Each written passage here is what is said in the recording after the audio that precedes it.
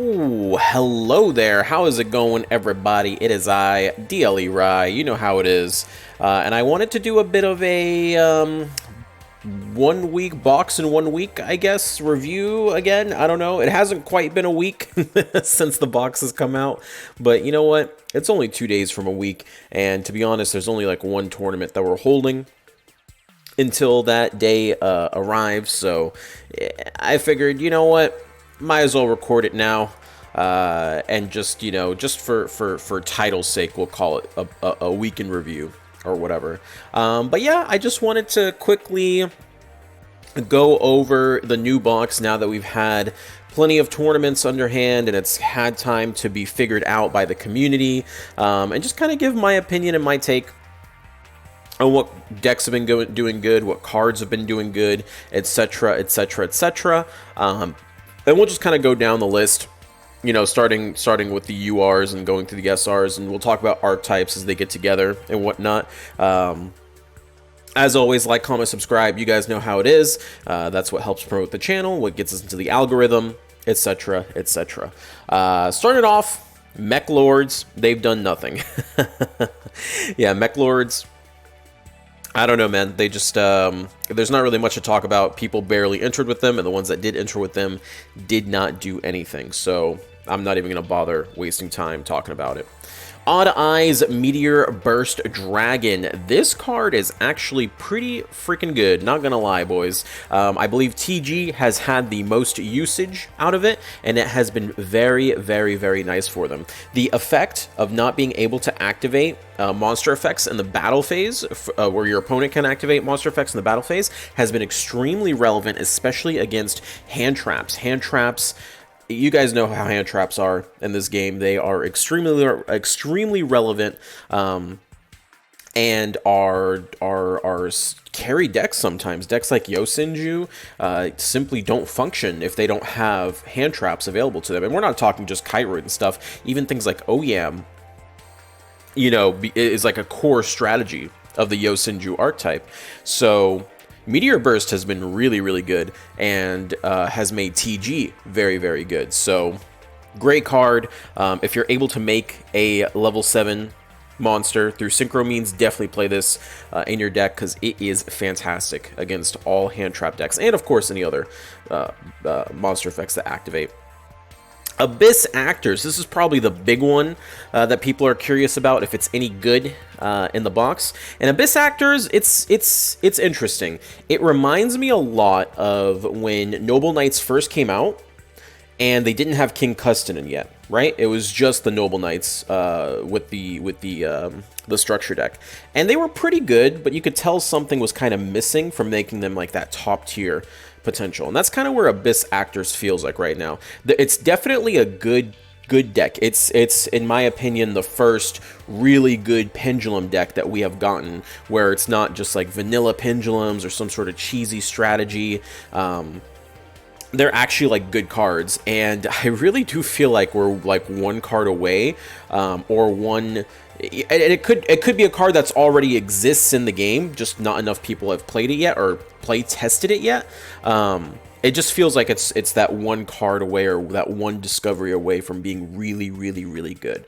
So I do like Abyss Actors. I like where they are. You could easily hit King of Games with this if that's all you're looking to do, but it's gotten really good representation in tournaments, and I think the highest it's gotten was like a top 8 in one of the tournaments. So I'm very excited to continue watching it and see if it gets further optimized if possible, and if not, hopefully we get like that one more card. It's not crazy to think that we'd get, just one more card from an event, or even just like a main box or a selection box or something, to really push this into that, like, tiered potential that I know it kind of has.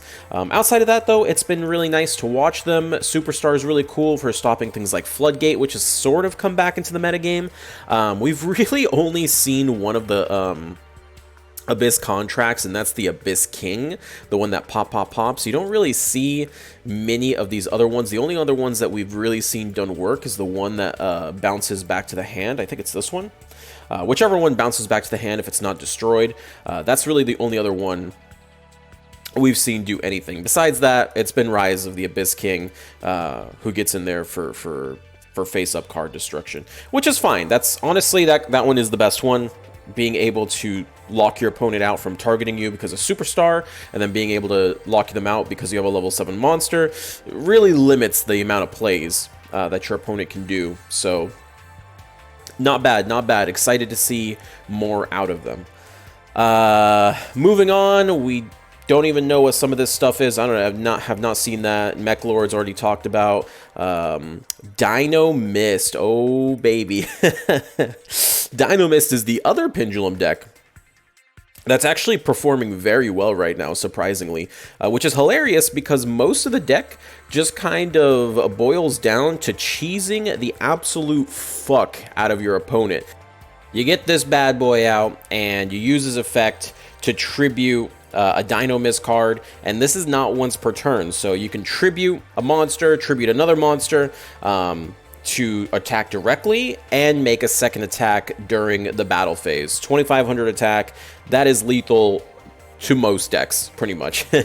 You know, like 99% of decks in dueling. So with things like Dino Mist Charge, you know, you Pendulum Summon, then you Normal Summon if you need to, is really, really strong. And then if you are able to Dino Mist Rush on your turn, because Dino Mist Rush does pop the card in the end phase, but while it's live before the end phase, it's unaffected by any other card. So you can't Sphere Karibo it, you can't Drowning it, you can't do anything to it.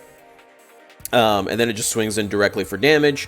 2 swings, you win the game. So very, very powerful, very, very relevant Pendulum deck, but at the same time, it is more of a cheese strategy. If you are able to stop the initial push of the cheese play, you're probably going to beat them. You know, they don't have a whole lot more besides that one play provided to them. Besides that, though, the other Dino Mists in the scales, they do add in a certain level of protection. Some of them protect you from destruction, some of them protect you from targeting. They pretty much all have one or the other effect attached to them. So, pretty cool Pendulum deck. I don't think we're going to get any more support for it, because the only support left is like really, really, really, really, really strong. So I don't think they're going to add that card.